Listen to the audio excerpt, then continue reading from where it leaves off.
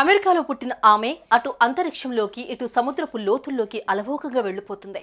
ఆకాశంలో ఉపగ్రహాలకు రిపేర్లు చేస్తుంది. సముద్రపు అడుగున మనిషి జీవించే అవకాశం ఉందేమో తెలుసుకునేందుకు ప్రయత్నిస్తుంది. ఒక రకంగా చెప్పాలంటే మానవ సమాజం కోసం ఆమె తన జీవితాన్ని అంకితం చేస్తుంది. అలాంటి వీరవనిత ఇటీవల భూమి మీద నుంచి స్పేస్లోకి వెళ్ళింది. అక్కడ నాసా చెప్పిన పని ముగించింది. కానీ తిరిగి వచ్చే విషయంలో మాత్రం వీలు కాని పరిస్థితుల్లో చిక్కుకుపోయింది. ఇంతకీ ఎవరి సునీతా విలియమ్స్? అసలు ఆమె అంతరిక్షంలోకి ఎలా వెళ్ళింది? ఎందుకెళ్ళింది?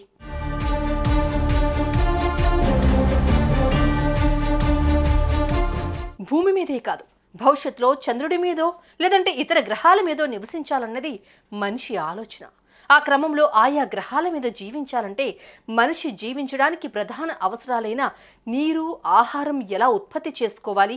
Master minds, the pride of India. Inter, MPC, BiPC, MEC, CEC చదివిన విద్యార్థులకు సీఏ మరియు సిఎంఏ ఫౌండేషన్ కొరకు నూతన బ్యాచెస్ ప్రారంభం. ఎలాంటి మొక్కలు ఆ గ్రహాల మీద పెరుగుతాయి, అతని ఆరోగ్య పరిస్థితి అక్కడ ఎలా ఉంటుంది అన్న రకరకాల విషయాల మీద నిరంతరం పరిశోధనలు చేసేందుకు ఓ 14 దేశాలు కలిసి ఇంటర్నేషనల్ స్పేస్ స్టేషన్ను ఓ 25 సంవత్సరాల క్రితం రూపొందించాయి. భూమికి 408 కిలోమీటర్ల దూరంలో భారరహిత స్థితిలో ఈ స్పేస్ స్టేషన్ భూమి చుట్టూ తిరుగుతుంటుంది.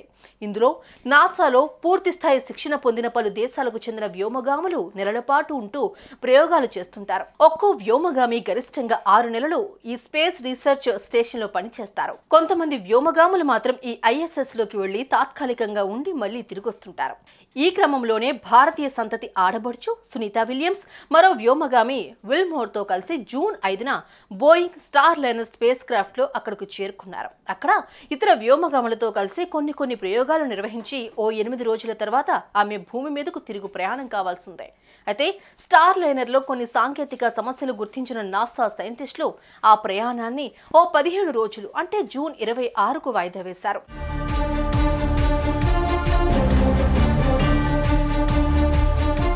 సునీతా విలియమ్స్ ను భూమి మీదకు తీసుకురావడానికి ఉపయోగించే బోయింగ్ స్టార్ లైనర్ లో అది నడిచేందుకు ఉపయోగపడే హీలియం లీకేజ్ అవుతోందని నాసా సైంటిస్టులు గమనించారు. దాంతో ఆ వ్యోమనౌక లీకేజ్ ను ఆపేందుకు స్టార్ లైనర్ సైంటిస్టులు పూనుకున్నారు. రాత్రింబవళ్లు కృషి చేస్తున్నారు. అయితే ఎందుకో వారి ప్రయత్నాలు ఫలించడం లేదు. దీంతో జూన్ 26 నుంచి సునీతా విలియమ్స్ ప్రయాణం జూలై 6కు వాయిదా పడింది. మరి ఆ రోజునైనా ఆమె ప్రయాణం మొదలవుతుందా లేదా అన్నది స్టార్ లైనర్ వ్యోమనౌక ప్రయాణాన్ని నిర్దేశించే సైంటిస్టులు గ్యారంటీ ఇవ్వలేకపోతున్నారు. అటు స్టార్ లైనర్ ఇంధన సామర్థ్యం 45 రోజులు మాత్రమే ఉంటుంది. ఇప్పటికే 30 రోజులు పూర్తయ్యాయి. ఇంకా 15 రోజుల సమయం మాత్రమే ఉంది. ఈలోగా సునీతా విలియమ్స్ భూమికి చేరుకోవాల్సిందే. ఆ లోపల స్టార్ లైనర్ ఇంధన లీకేజ్ సమస్య రెక్టిఫై అవుతుందా లేదా అన్నది ఓ ప్రశ్నగానే మిగిలిపోయింది. ఈ నేపథ్యంలో ఈ లోపలే స్టార్ లైనర్ అయితే సరే, లేదంటే వేరే స్పేస్ క్రాఫ్ట్ ను ఐఎస్ఎస్ కు పంపించేందుకు నాసా ఇప్పటికే సిద్ధం చేసిందని ఇస్రో చైర్మన్ సోమనాథ్ మీడియాకు వెల్లడించారు. ఈ స్టార్ లైనర్ వాడు ఇంకొక రాకెట్ ని ఇంకొక స్పేస్ షటిల్ పంపించడానికి, క్యాప్సూల్ పంపించడానికి రెడీగా ఉన్నారేమో అని అనుమానం. మనకి చెప్పట్లేదు. సడన్ గా రేపో ఎల్లుండో 3 రోజుల్లో ఇంకొక రాకెట్ లాంచ్ చేసి అక్కడికి పంపించి దాన్ని దీంట్లో పంపిస్తారు. ఎలా అంటే రోడ్డు మీద మీరు కారు వెళ్తోంది, యాజ్ పర్ ఇప్పుడు ఊబర్ కానీ ఓలాల్లోనూ ఏదైనా పోతే ఫోన్ చేస్తే, అమెరికాలో ఉంది మరి ఇక్కడ ఉందో లేదో నాకు తెలియదు, వెంటనే ఇంకో కార్ వచ్చి పికప్ చేసుకుంటుంది, దాన్ని వాళ్లే తీసుకెళ్లి రిపేర్ చేసుకుంటారు. It is there in US. Many viewers may be knowing about this. అలాగే దీన్ని తీసుకెళ్ళిస్తే ఇది కొత్త రకమైన అద్భుతమైన ప్రక్రియ అని ఇంటర్నేషనల్ స్పేస్ సైంటిస్టులు కానీ నేను చెప్పగలను. ఇదే కానీ జరిగితే రాబోయే 2-3 రోజుల్లో పెట్టి వాళ్ళని క్షేమంగా దీంట్లో పెట్టి ఆ పాత దాన్ని అలాగే అట్టి పెడతారు. ఈ కొత్తది తీసుకెళ్తున్నప్పుడు దానికి కావాల్సిన సామాగ్రి అన్ని తీసుకెళ్తున్నారేమో.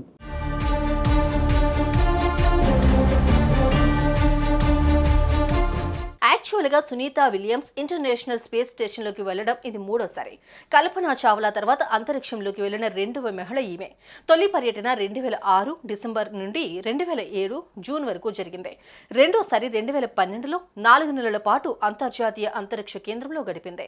అంతరిక్ష మొదటి ప్రయాణంలో 6 నెలలు సౌర ఫలకాలను అమర్చడం, ప్రయోగాలకు అనువుగా ఆ కేంద్రాన్ని మరమ్మతులు చేయడం వంటివి చేసింది.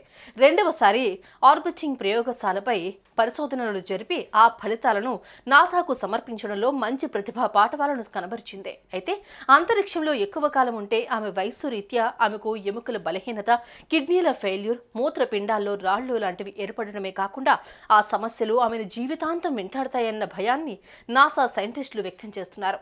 సో ఆమెతో పాటు వెళ్లిన విల్మోర్ను క్షేమంగా భూమి మీదకు తీసుకొచ్చేందుకు ప్రత్యామ్నాయాలను వినియోగించే పనిలో నిమగ్నమయ్యారు. ప్రపంచ సంక్షేమం కోసం తమ జీవితాలనే ఫలంగా పెట్టి జీవిస్తున్న ఈ అంతరిక్ష యోధులు క్షేమంగా రావాలని అందరం కోరుకుందాం. ఈ వారంలోనే ఆ శుభవార్తను విందాం.